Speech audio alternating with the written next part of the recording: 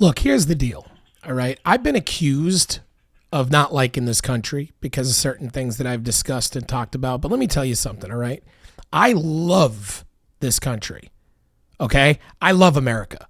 And not in that I put a flag in my front yard and scream at a Starbucks barista about pronouns kind of way. I'm talking about real love, deep love, the kind of love that comes from seeing this country at its absolute worst and still believing in its best, right? I mean, I think that that's sort of like what sort of constitutes love, even with the people in our life, right? But I come from nothing, man. Like, I'm talking rock bottom poverty. Not like, oh, times were tough, my mom bought off-brand cereal when I was a kid. No. I grew up like literally around crack pipes, drug raids, slept in shelters, slept behind gas stations, brushing my teeth with hotel soap, like that type of deal. I mean, I'm talking, I had a mom that literally smoked drugs out of a broken light bulb type life. Okay, that's where I come from. Like, have you ever had to sleep in a drug house? I wasn't tucked in. I was patted down before I went to sleep. I saw things in my childhood that would literally make most people shake in their boots. Quentin Tarantino wouldn't even make a movie about it because he would probably throw up when he heard the details. Like, literally, okay? There's not a lot of people that are on par with the kind of way that I was raised. My mom, I love her. I loved her more than anything in the world. She's since passed, but she was a human cautionary tale. There's no doubt about it. Drugs, prostitution, men who'd walk in and look at me like I was the TV in a waiting room, just, kind of there. It was literally disturbing, and that's literally how I grew up. I would wake up in the morning. My alarm clock wasn't a digital alarm clock. My alarm clock was some guy yelling, "Where's my money, Tiffany?" Like screaming at some girl that my mom let in there to like give some guy a blowjob at 8 o'clock in the morning so she can get a cut of the money. She ran a brothel out of the one-room efficiencies that we lived in. Like, that's how I grew up. Totally different than the average person. We bounced around from shelters to couches to trap houses, like as if we were like, some sort of poverty-themed reality show. Like, it was like Shark Tank, except the pitch was, can I stay here if I clean the bathroom?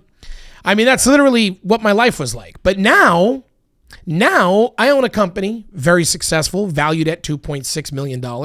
I'm not like some, multi-billionaire. I'm not some crypto god or anything like that, but I'm the same kid who used to eat SpaghettiOs cold right out of the can with a screwdriver.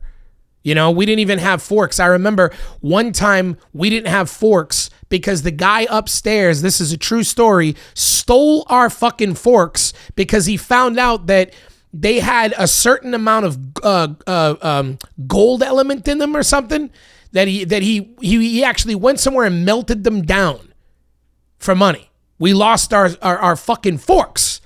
We lost our forks. Literally, we lost our forks in our house because some guy stole them to melt them down and get the money for the materials. That's how insane my childhood was. But now I got a team.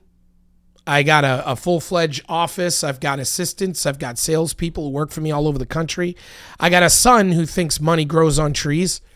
And every freaking day, another app he wants, another game he wants. I don't know how much money I wasted on Fortnite skins, but I'm not like a super successful guy, but let me put it to you this way. I get guac and queso at Chipotle every single time I go there. Okay. That's progress, baby. Okay. No one can take that away from me. But you know what made this all possible? America, the United States of America. Yeah. For all its mess, for all its stupidity, for all the nonsense we've become lately, it's still the only country where a homeless crack baby's sidekick can build generational wealth. But it wasn't magic. It wasn't luck. It was laws. It was checks and balances. It was structure. Okay? It was everything America stood for on paper, fundamentally, the foundation, the principles. It was people who came before me and bled to build a system of checks and balances that says, hey, just because you were born in hell doesn't mean you have to stay there. This isn't India. You don't have a caste system. You can actually be born in the lowest gutter situation and you can actually get to the top. That's America. That's the fundamental principles of why this country's great, why people from all over the world want to come here. Is because of our due process of the law. It's because of our checks and balances. It's because of capitalism that allows people to be born as poor as I was and wind up with something. So when I see what the MAGA movement has become, I'm like, bro, I want to throw my entire skull through drywall. You got people out here screaming about law and order every second while actively rooting for a guy who breaks more laws than Grand Theft Auto speedruns. Like literally, Donald Trump is the Grand Theft Auto president who has a 5-star wanted level and has for the first 5 months he's been running this country. He's violated more constitutional laws than I violated curfews in middle school. Like, I mean, this guy has lost more Supreme Court cases than I've lost socks in a laundry room. You know what I mean? This guy gets beat down more in court than Amber Heard. And his supporters, they don't care. They worship him like he's Jesus with a Cheeto filter. Like Trump 2024 because accountability is for poor people. But I don't know. Have you guys ever seen those posts on Facebook where the police stations or the news networks, local news, they'll post like a picture of some criminal and they'll say, oh, this guy was charged with a crime. Not convicted, charged. You ever look at the comments? You got these MAGA folks just flooding in like it's Hunger Games. Hang them, bring them back, bring back the firing squad, execute him on sight, chop his balls off, send him back to wherever he came from. I'm like, Jesus, for a fucking traffic violation? Jesus, Karen. Like, the man missed a court date. He didn't nuke Belgium. But these folks, they don't love America. They don't love what it stands for. They love control. They want one man to come in and tell everybody what to do and how to live their lives as long as they personally agree with what he's telling everybody to do. That ain't democracy. It's a dictatorship with a Yelp page. They say, oh no, it's deep state. Like it's a new strain of COVID. Bro, if the deep state was real, y'all think you'd be the resistance?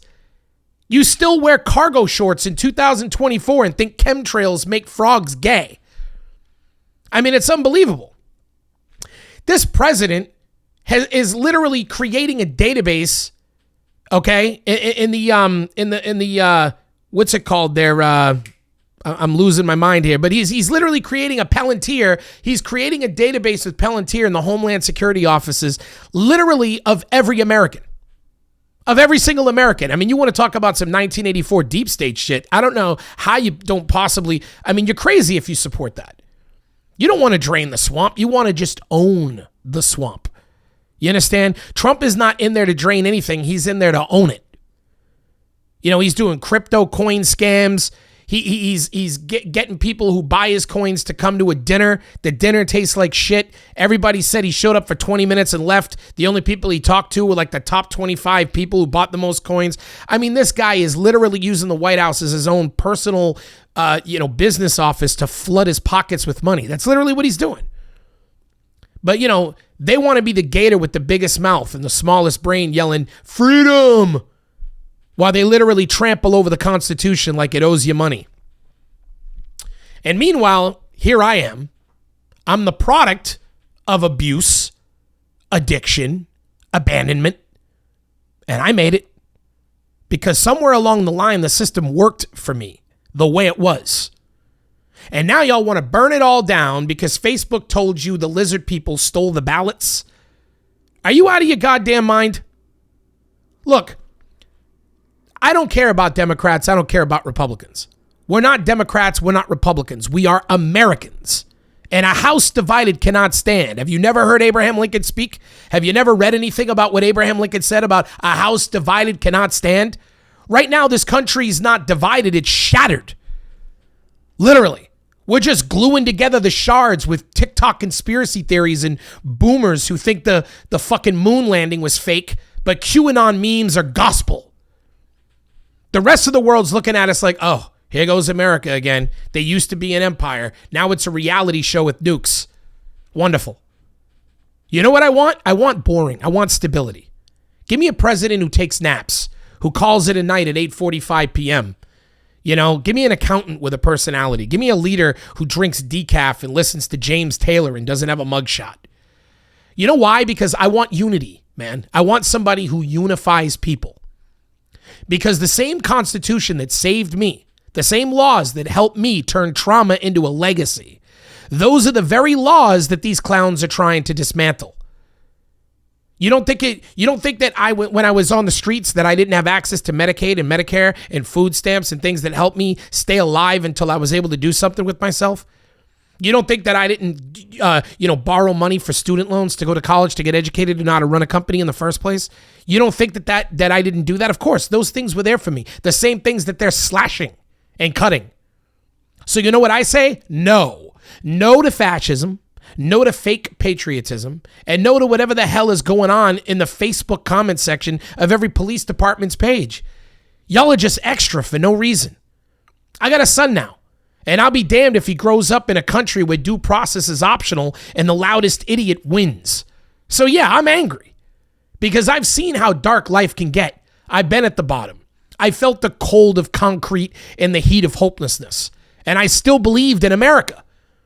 I just need America to believe in itself again and maybe stop electing cult leaders with spray tans.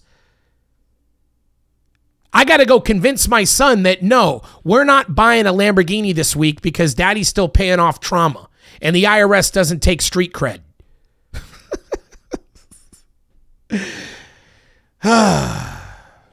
Anyway, I don't know what else to say. I just know that we really need to come together. We really do. We have to find common ground. We got to stop being, Yankees fans and Red Sox fans. We got to stop doing this because it's going to hurt the country. It's going to allow us to accept things that we really shouldn't accept. We're already doing that. And it's not good. It's not good. Anyways, like and subscribe.